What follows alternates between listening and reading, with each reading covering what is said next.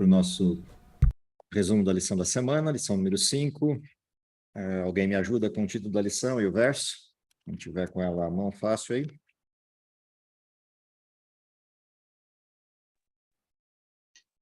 O título é Ressurreições anteriores à cruz.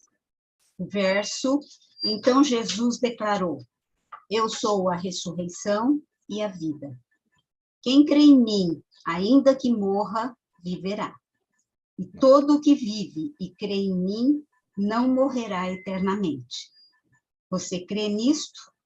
João 11, 25 e 26. O texto é um texto conhecido, de uma história conhecida, né? João capítulo 11 é a história da ressurreição de Lázaro, e o texto em específico é o questionamento de Jesus em relação à possibilidade da ressurreição de Lázaro, feita enquanto interpelação a uma das irmãs de Lázaro. E essa é a expressão desse verso, é a forma como esse verso traz a abordagem de Jesus, e essa pergunta no final do texto é a pergunta crucial: você acredita nisso?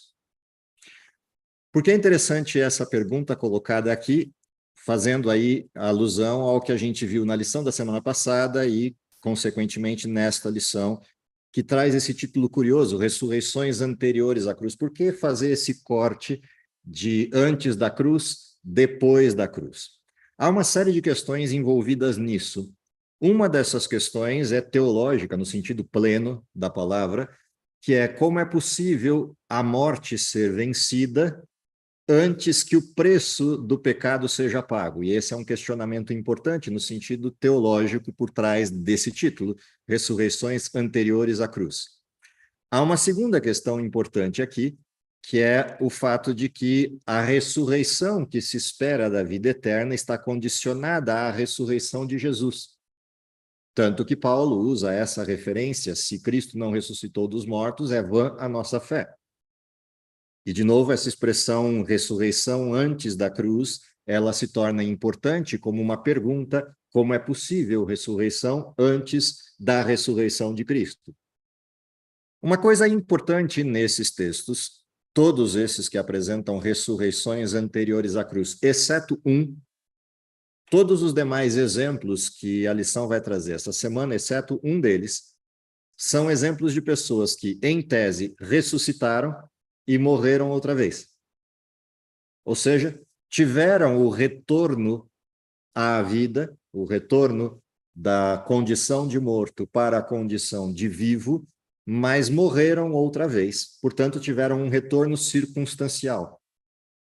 O que significa que foram retornados do sono da morte, mas não com a vida eterna. E eu digo com exceção de um, porque tem um caso, que é o que abre a lição dessa semana, que é exceção à regra, que é o caso de Moisés. Explicitamente, no caso de Moisés, a gente sabe que a ressurreição dele está condicionada à vida eterna e não à vida circunstancial nesse mundo. Moisés ressuscita e vai para o céu. Assim como Elias também já aparece enquanto processo de transladação, sem ver a morte, e Enoque, idem. Moisés ressuscita e vai para o céu.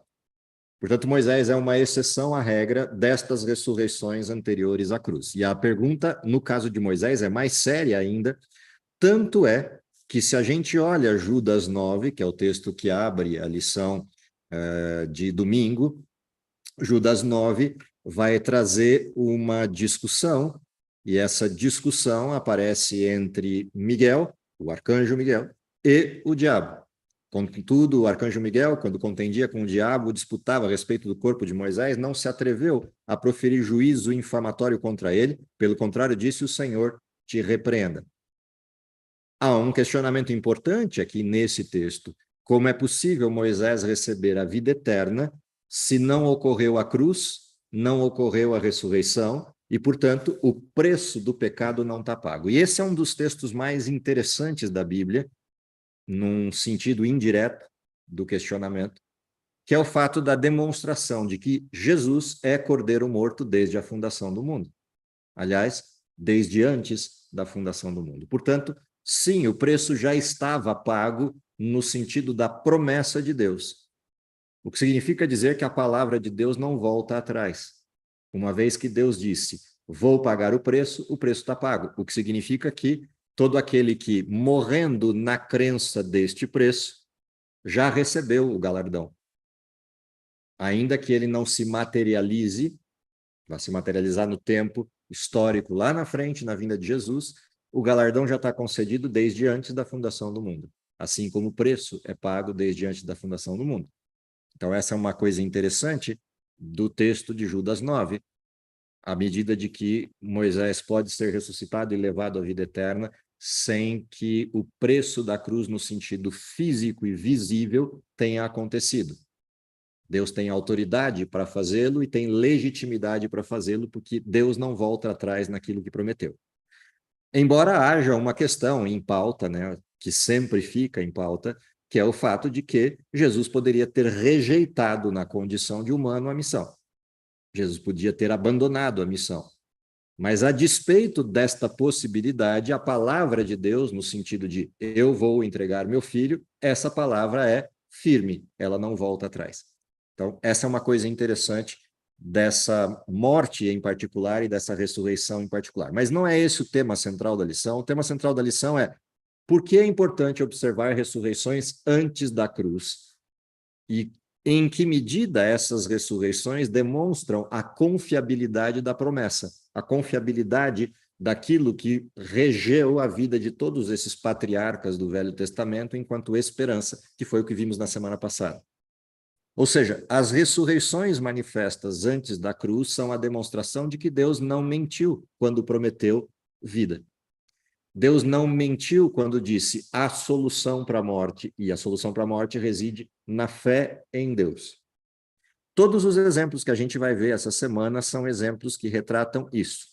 No caso de Moisés, por exemplo, a expressão e a descrição que o texto traz sobre a sua ressurreição, a forma como essa ressurreição ocorre e o resultante dela como vida eterna para Moisés baseia-se na fé que Moisés desenvolveu durante todo o seu processo de vida.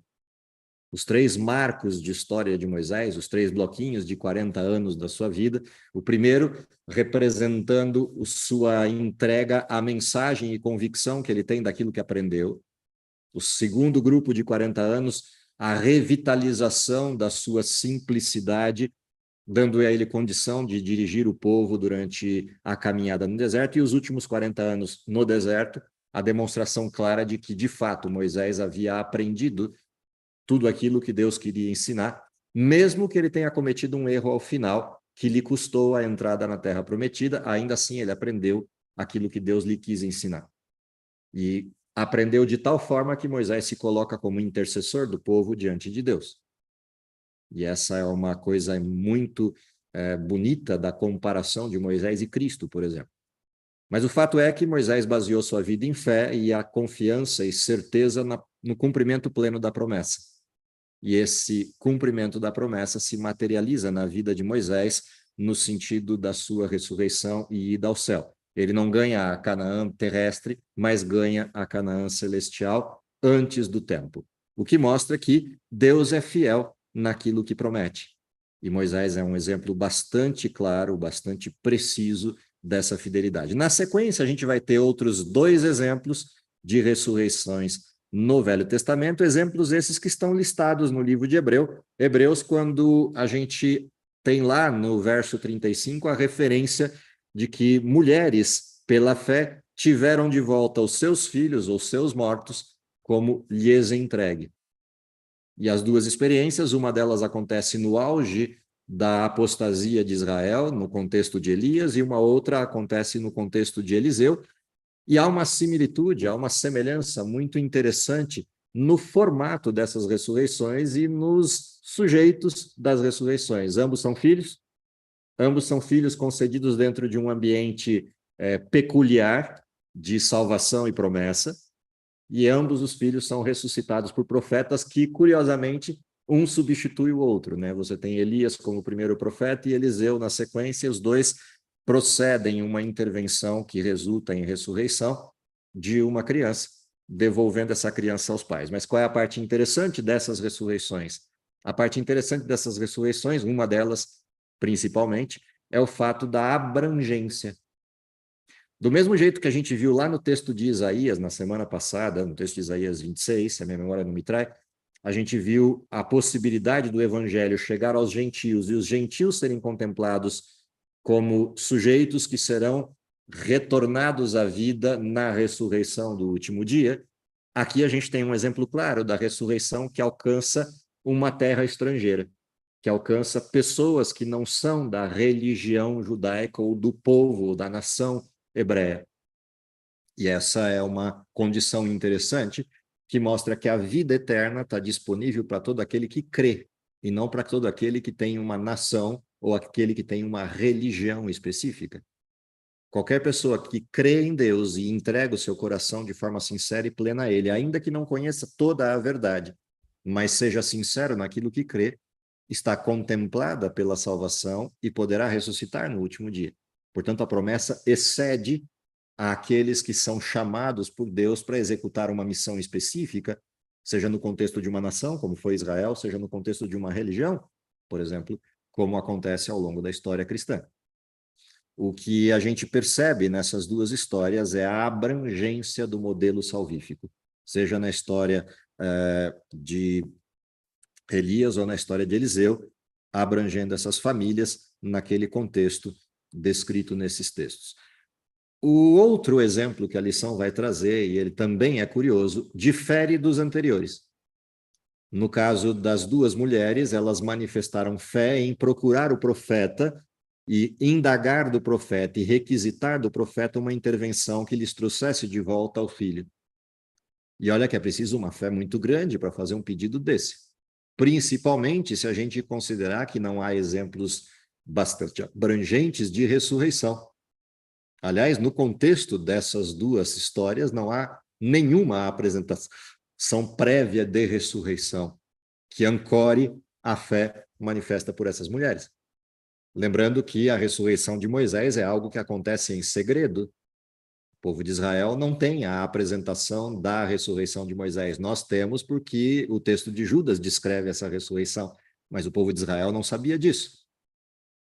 Se a gente considerar a transfiguração, por exemplo, quando Moisés aparece a Jesus no alto do Monte das Oliveiras, aquilo é uma surpresa para os discípulos. Afinal de contas, a ressurreição de Moisés não é algo conhecido no sentido pleno de ter sido visível a ressurreição. Portanto, essas mulheres manifestaram uma fé enorme. No caso do filho da viúva de Naim, não há a manifestação da fé por parte da mulher, da mãe do garoto.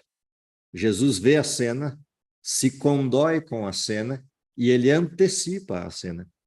Ele vai até lá, toca no esquife, e eu fico imaginando a cena inteira acontecendo, né? O féretro saindo, né? As pessoas carregando o caixão, todo aquele grupo de pessoas caminhando atrás para chegar até o lugar onde seria depositado o caixão e enterrado o garoto. E Jesus chega próximo a eles e põe a mão no caixão. Essa ação, esse ato de pôr a mão no caixão, faz com que o grupo que está seguindo pare. Eles pararam o féretro. E o que chama atenção nisso é que, ao fazer esse movimento e tocar no caixão, Jesus se coloca na condição de imundo, de acordo com a lei e o rito judaico. Mas ele faz isso. Ele vai lá e toca no caixão e eles param. E, ao pararem, Jesus ressuscita o garoto. Eu fico imaginando as pessoas olhando a cena. Jesus era, a essa altura, bastante conhecido. Haviam cidades inteiras que já haviam sido curadas por Jesus a essa altura do campeonato, na época do ministério de Jesus. Portanto, Jesus não era uma pessoa desconhecida e provavelmente os sujeitos que viram ele chegando e tocando no caixão sabiam quem ele era. Mas eu fico imaginando a cena que se segue, porque Jesus vira e fala, ele interage ali naquela cena, e ao falar naquela cena e produzir o evento que é a ressurreição do garoto, quando ele toca no esquife e fala, o garoto se senta. Eu fico imaginando a plateia, né? Os sujeitos que estão carregando o caixão, como é que não largaram o caixão e saíram correndo? Porque é uma cena pitoresca essa. Você imaginar alguém seguindo com um féretro, para alguém, encosta no caixão, chama o garoto e o garoto se senta e começa a conversar. e ele pega e entrega o garoto para a mãe. É uma cena interessante essa. Eu não sei se as pessoas estavam tão apavoradas ou tão maravilhadas com a cena que o fato é que ninguém saiu correndo. E o que se segue, a partir daí, provavelmente é uma baita festa, porque estavam levando um garoto para ser enterrado e agora voltam com o garoto vivo para a cidade. Eu fico imaginando essas pessoas todas entrando de volta na cidade com o garoto junto com a mãe.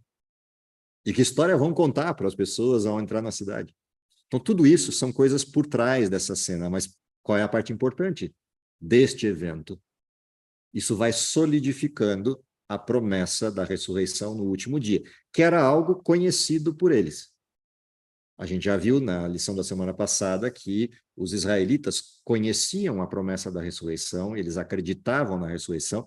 Quando Jesus conversa com as irmãs de Lázaro depois da sua morte, elas também aguardam a ressurreição de Lázaro no último dia, tanto que a interpelação de Jesus a respeito de que Lázaro vai ressuscitar é respondida com uma afirmação precisa: sim, eu sei que ele vai ressuscitar no último dia, mas o meu problema é que eu estou triste porque ele morreu agora.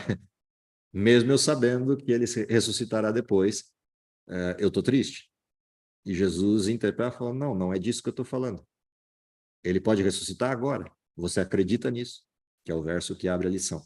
Ou seja, essas histórias anteriores, todas essas histórias pregressas do Velho Testamento, deveriam dar a confiança necessária para os que viviam na época de Jesus, no período do Jesus Messias, deveriam dar para eles a condição de acreditar que era possível a ressurreição, mesmo na condição circunstancial. O outro evento que aparece de ressurreição, esse também é um evento diferente em vários aspectos, diferente porque é uma ressurreição produzida em alguém, em uma condição familiar que era, no mínimo, preocupante nos dias de Jesus, que é você ter um chefe de sinagoga procurando por Jesus para pedir Jesus cura para sua filha. Eu fico imaginando toda a condição de Jairo, o que ele teve que abrir mão, no sentido de vergonha ou acusações possíveis que ele poderia receber para procurar Jesus. Jairo teve que ter uma fé fora do comum, não só na cura possível, mas na possibilidade de que Jesus é o Messias, porque ele teve que abrir mão de um monte de questões de preconceito manifestos entre os líderes de sinagoga, os fariseus, os sacerdotes, e procurar por Jesus. E procurar por Jesus à luz do dia. Porque uma coisa era procurar Jesus em segredo e ninguém ficar sabendo, outra coisa é procurar Jesus no meio de uma multidão ou no meio das pessoas. E é isso que Jairo faz. Parte interessante da história, se a gente olha a história completa da ressurreição da filha de Jairo, é observar que Jesus não caminha na pressa que Jairo precisava. Até nesse episódio, a gente lembra que tem uma interpelação ali, Jesus para no meio da multidão, Jesus cura uma mulher, atrasa a ida, e todas essas coisas que vão acontecendo pelo caminho vão prejudicando a possibilidade de cura da menina, até que chega uma notícia, a menina morreu. Por que você ainda está incomodando o mestre? Volta para casa porque já não tem mais o que fazer. Essa expressão, não tem mais o que fazer, essa forma de abordar Jairo acabou.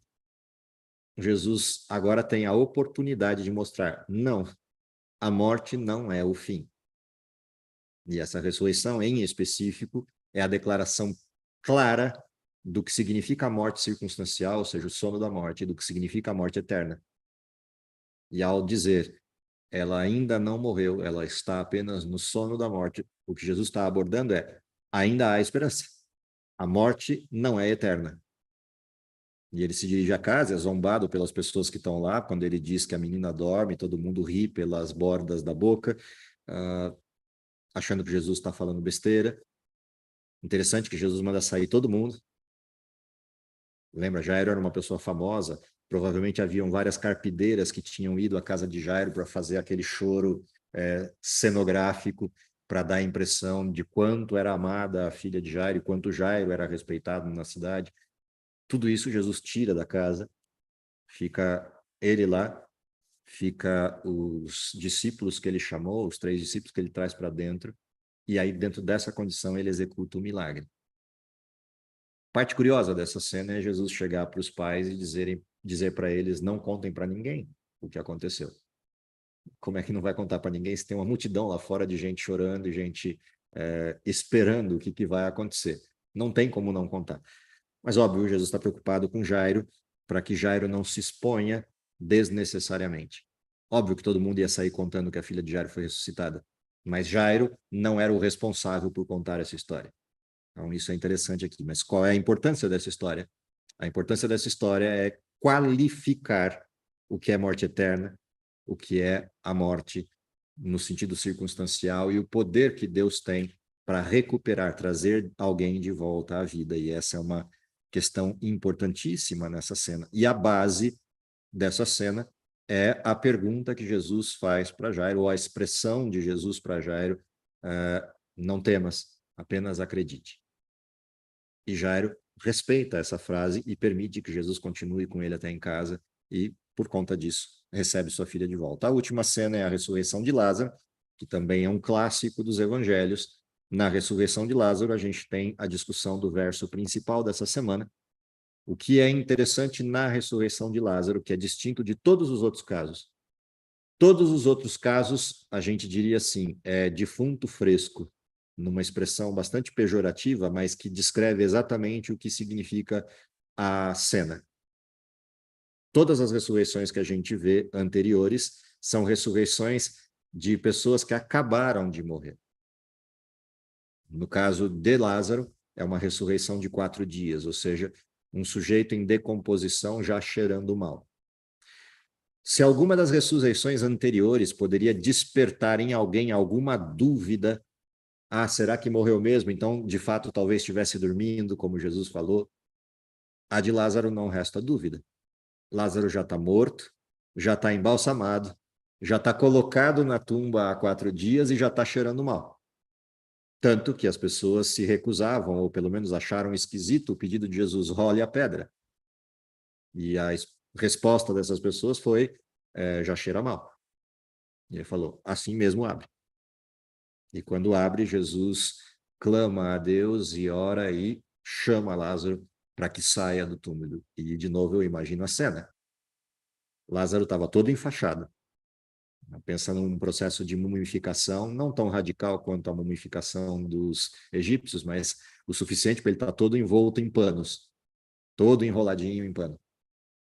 Imagina agora ele andando igual uma múmia e saindo do túmulo. E a cena que eu sempre imagino são as pessoas morrendo de medo do que estão vendo. Porque a cena é, no mínimo, curiosa. E Jesus pede para eles desatarem Lázaro e deixarem Lázaro ir embora. O que essa cena nos ensina, que não importa a condição e o tempo dessa morte. Ou seja, Deus tem poder, inclusive, para recriar o ser humano se for necessário. Porque se Lázaro já cheirava mal, significa que ele estava em decomposição. E quando ele ressuscita, ele não ressuscita em decomposição. Ele tem o seu corpo revitalizado, perfeito, pleno, para voltar à vida e ao convívio das pessoas e já não cheira mal. O que significa que a ressurreição também é um processo de recriação. Ou seja, pessoas que morreram em qualquer época da história, em qualquer condição, que já tenham perdido a sua condição física, no sentido de que já viraram pó, ou mesmo pessoas que foram cremadas, pessoas que foram destruídas em incêndios, pessoas que foram afogadas, ou coisa que seja, coisa que o valha. Todas elas têm a oportunidade da ressurreição, porque a ressurreição envolve recriação. O mesmo Deus que criou todas as coisas a partir do nada é o Deus que ressuscitará todas as pessoas a partir do nada, ainda que isso seja necessário. Portanto, porque é importante observar todos esses casos anteriores à cruz. Primeiro, a confirmação da promessa. Segundo, a certeza de que Deus, quando diz algo, não muda. Então, ele não muda porque disse que morreria, ele não muda porque disse que pagaria o preço, e a prova disso é que, mesmo não tendo acontecido o evento, as ressurreições já eram possíveis. Terceira questão, isso confirma para a gente que a única possibilidade de retorno à vida é a ressurreição. Há uma dificuldade nessa semana, que não está na discussão da lição, exatamente porque não era o tema em questão, mas é uma dificuldade que eventualmente pode aparecer durante o estudo, que é a descrição das ressurreições dos dois garotos por Elias e Eliseu. Nas descrições bíblicas usuais que a gente encontra, vai ter dentro da apresentação da ressurreição uma descrição que pontua: e a alma voltou ao menino. Essa é uma discussão que eventualmente pode se levantar ao longo do estudo da lição, e aí a gente sempre tem que lembrar que nós temos um problema, um viés na tradução bíblica, que é o viés da doutrina. Os tradutores bíblicos, principalmente os que vertem para o português, são tradutores que acreditavam na imortalidade da alma e acreditavam na dualidade corpo e alma. E, naturalmente, vertem palavras como ruá, que é a palavra fôlego de vida que está lá na criação, como vertem a palavra pneuma, lá no Novo Testamento, para a expressão alma, como se fosse uma entidade fora do corpo, com existência e vida própria. Mas as palavras que estão ali são as mesmas palavras usadas em Gênesis, e Deus soprou nas narinas fôlego de vida. Portanto, o que volta a esses meninos na ressurreição de Elias e de Eliseu é o fôlego de vida que havia expirado, que havia saído deles, porque a vida é de Deus e não nossa. Então, só lembrar que, se houver essa dúvida no meio do caminho da leitura, é só se atentar para o fato de que a palavra que está ali, a expressão que está ali, é a mesma de Gênesis, no capítulo 2, quando Deus cria o ser humano. Portanto, nada de novo em relação a isso, mas é bom lembrar que esses textos eventualmente podem gerar esse tipo de confusão numa leitura mais apressada. No mais, uma boa lição para vocês, um bom rememorar dessas histórias clássicas da Bíblia, mas que são interessantes para a gente trazer à tona, complementando o estudo da semana passada e preparando a gente para a lição da semana que vem, que é um olhar específico para a cruz, um olhar específico para a